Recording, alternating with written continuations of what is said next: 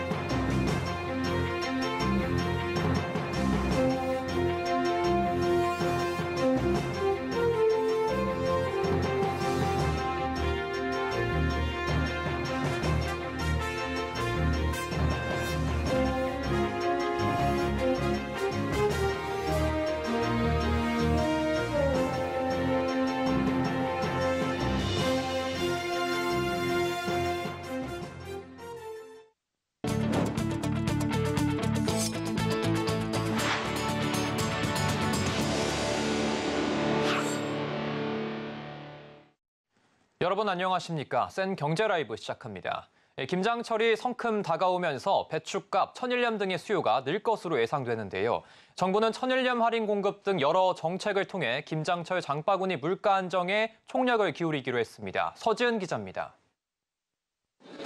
정부가 김장철을 맞아 장바구니 물가 잡기에 나섭니다.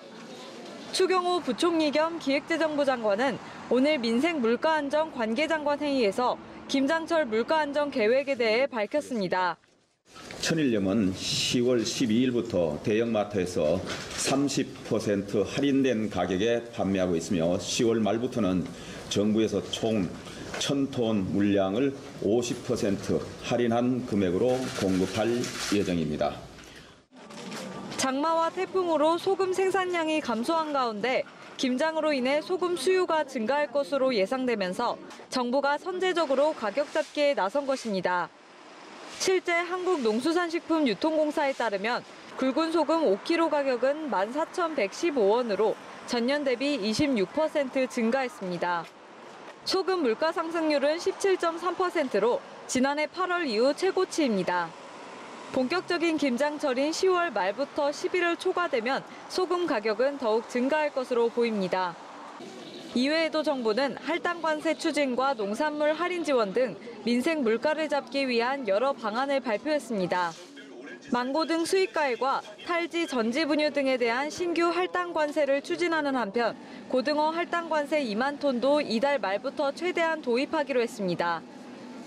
배추와 대파, 사과 등 12개 농산물은 오는 19일부터 최대 30% 할인 판매를 지원하며 다음 주부터는 쌀 신곡 할인 판매도 지원합니다. 한편 추경호 부총리는 이날 이스라엘 하마스 전쟁으로 세계 경제 고물가 불확실성이 확대됐다며 업계에 가격 인상 자제를 요청했습니다. 서울경제TV 서지은입니다.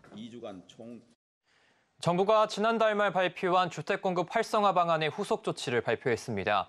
도시형 생활주택과 오피스텔 등 비아파트를 통해 주택 수를 늘리겠다는 건데요.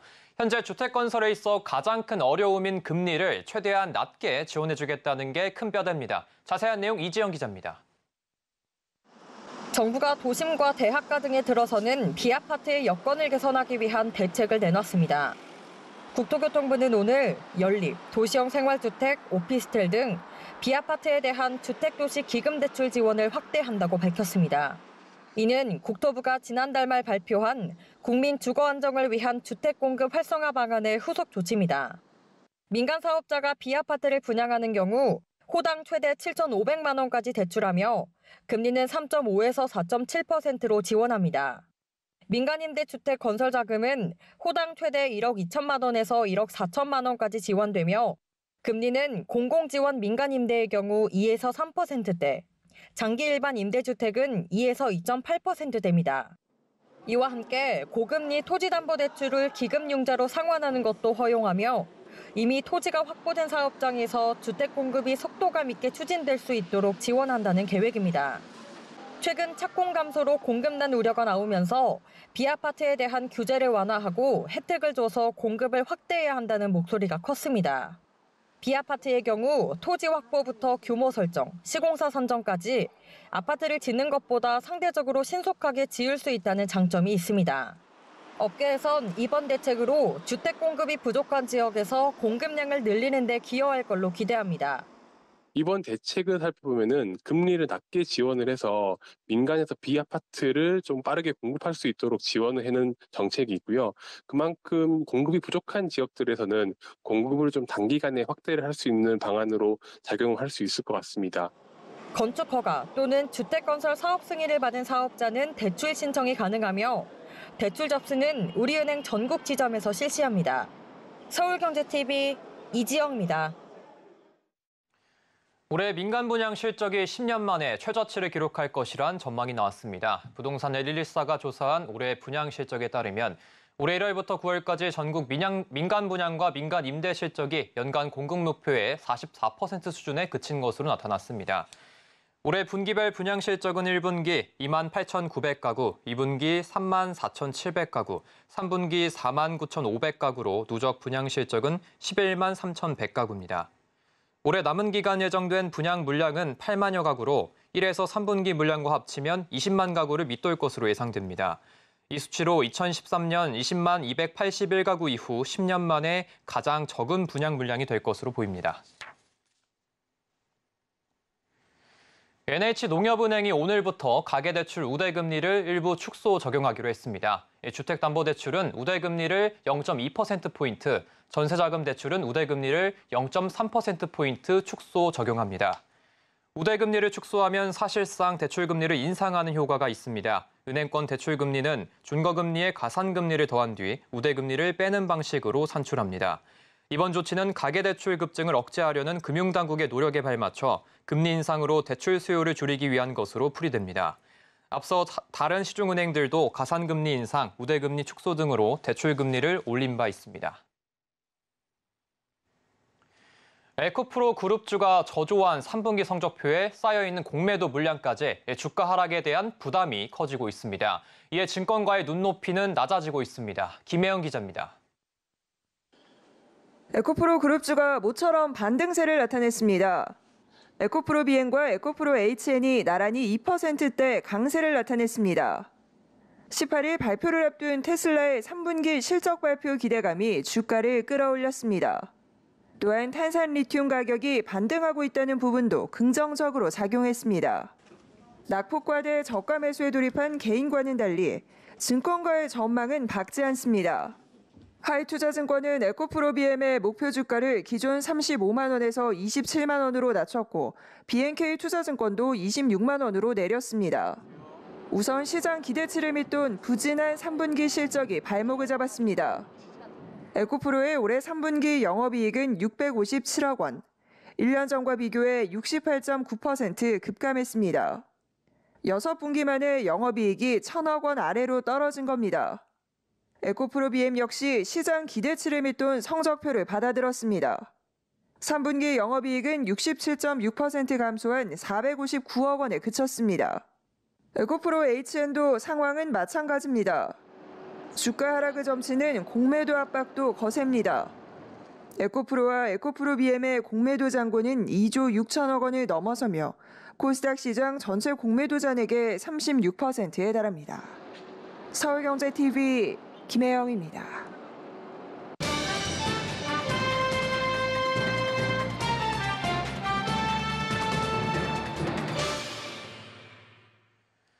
자동차가 목적지까지 가는 도중에 식당을 추천하고 둘러볼 만한 여행지와 액티비티 체험 예약까지 해주는 시대가 왔습니다.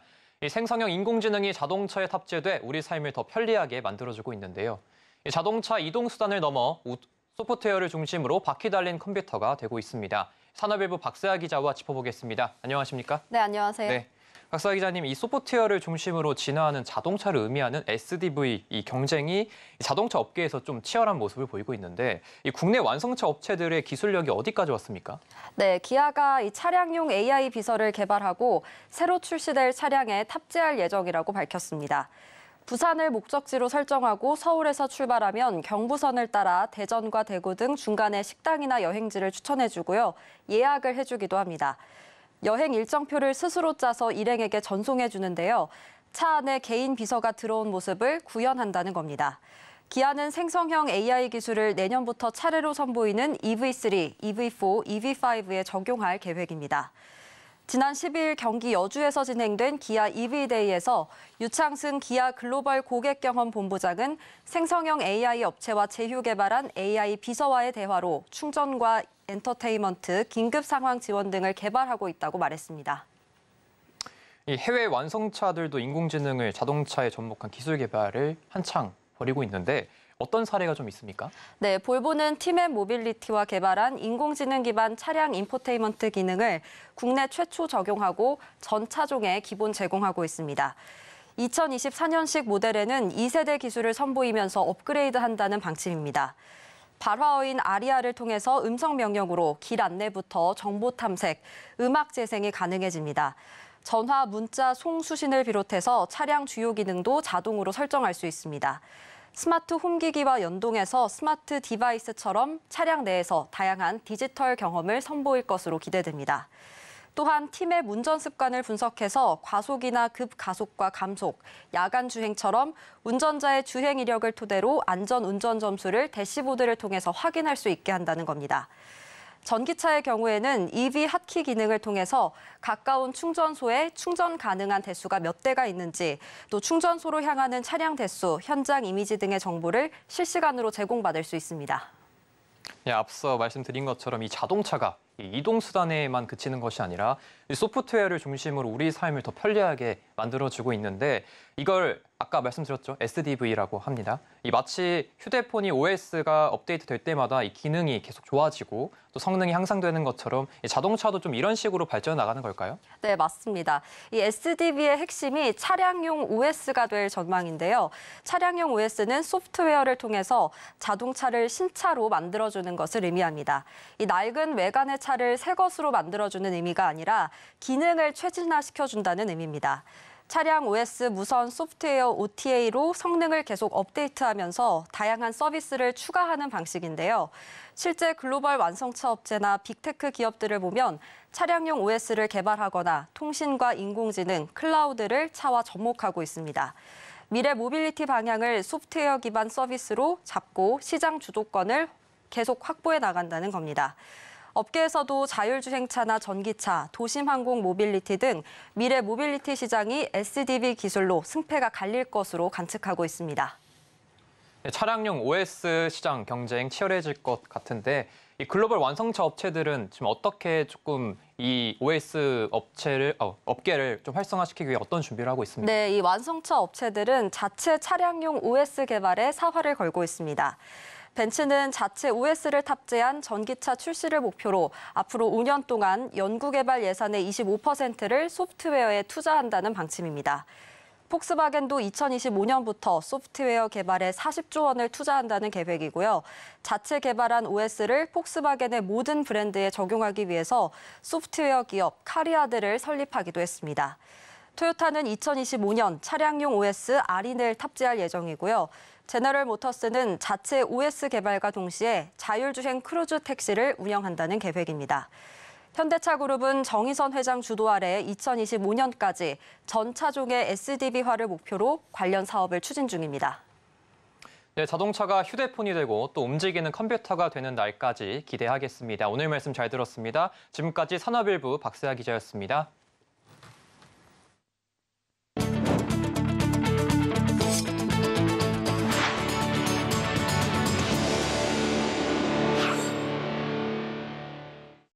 SK 트레이딩 인터내셔널이 바이오 항공의 원료 확보에 나섰습니다. SK 트레이딩 인터내셔널은 어제 대경 ONT 지분 투자를 위한 주식 매매 계약을 체결했습니다. 대경 ONT는 도축 부산물인 동물성 지방과 음식점 식품 공장에서 발생하는 폐식용유를 바이오 디젤과 바이오 항공유의 원료로 공급하는 업체입니다. SK 트레이딩 인터내셔널은 KDB 산업은행 PE실, 유진 프라이빗 에쿼티와 컨소시엄을 구성해 특수목적 법인을 설립하고 대경 ONT의 지분 100%를 확보할 예정입니다. SK 트레이딩 인터내셔널은 지속가능 항공유 확대에 발맞춰 바이오 항공유 원료 확보 기반을 마련하게 됐다며 대경 ONT 투자에 그치지 않고 국내외 항공업계에 지속가능한 항공유를 안정적으로 공급하는 트레이딩 기업이 되겠다고 밝혔습니다. 하이트젤로가 베트남의 첫 생산 공장 설립을 알리며 해외 진출에 본격 드라이브를 걸었습니다. 내년 창립 100주년을 앞두고 해외 매출 신장을 통한 체질 개선과 활로 확대에 박차를 가하는 것으로 풀이되는데요. 이호진 기자입니다. 하이트진로가 베트남의 해외 첫 생산 공장 건립을 알리며 본격적인 소주 세계화 사업에 신호탄을 쐈습니다. 하이트진로는 지난 16일 베트남 소주 생산 공장 건립을 위해 베트남 타이빈성 그린하이파크 산업단지 사업자와 전대차 계약을 체결했다고 밝혔습니다.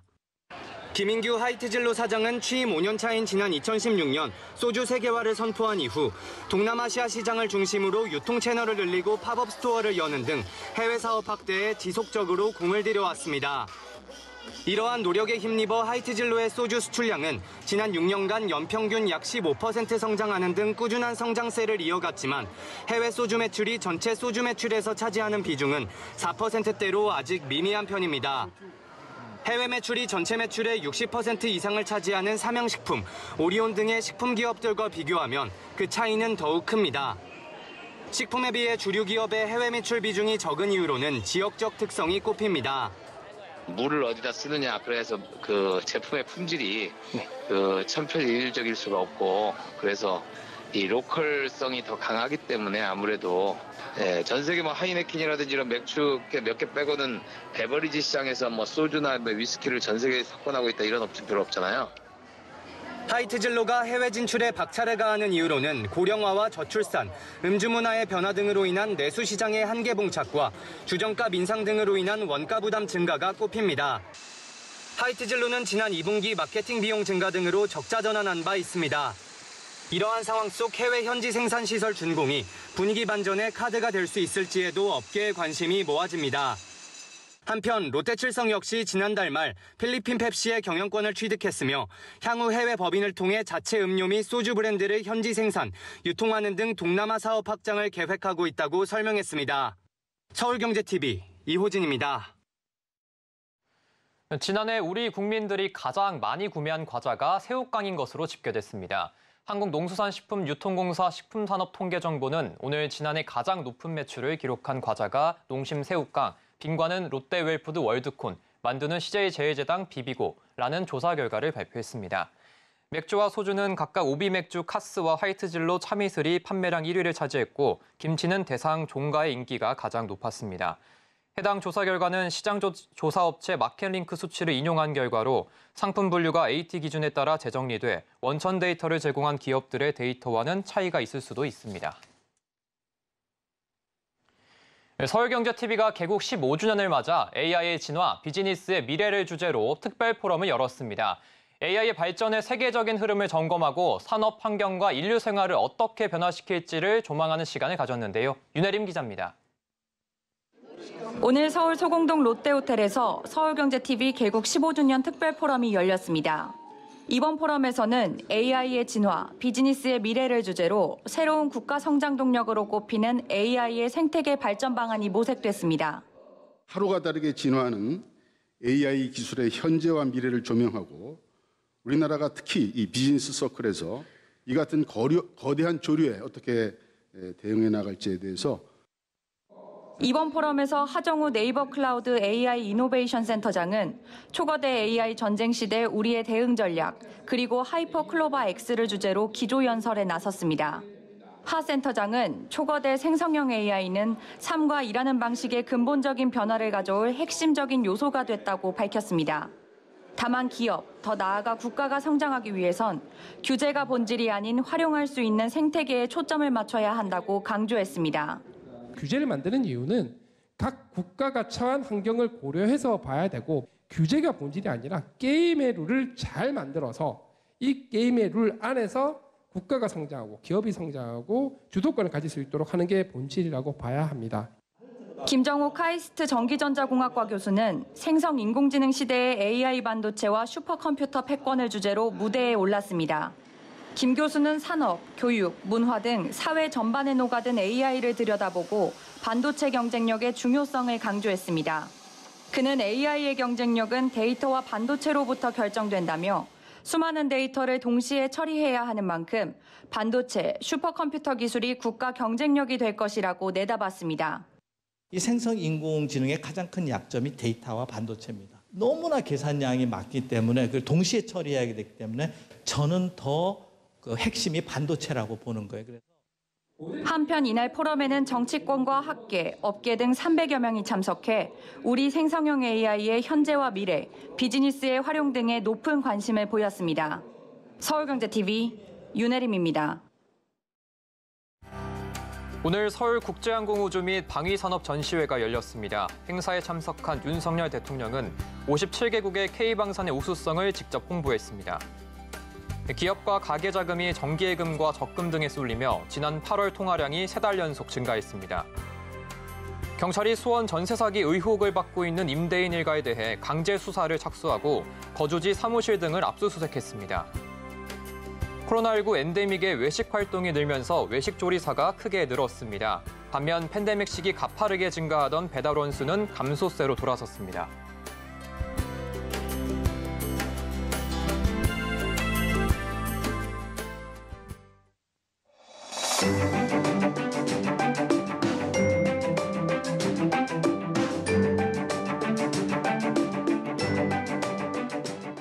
안녕하세요. K웨더 라이프스타일 예보 박서훈입니다. 오늘 전국 하늘은 아주 화창한데요. 맑은 날씨가 이어지다가 내일 오후 들어 점차 구름 많아지겠습니다. 한편 내일 수도권과 충청권의 공기질이 탁하겠습니다. WHO 기준 미세먼지 농도가 한때 나쁨에서 나쁨 수준을 보이겠으니 호흡기 건강관리에 유의하시기 바랍니다. 내일도 일교차가 크겠습니다. 오늘 밤 기온이 많이 내려가 내일 아침 내륙 많은 곳에 서리가 내리기도 하겠고 높은 산지에는 얼음이 어는 곳도 있겠는데요.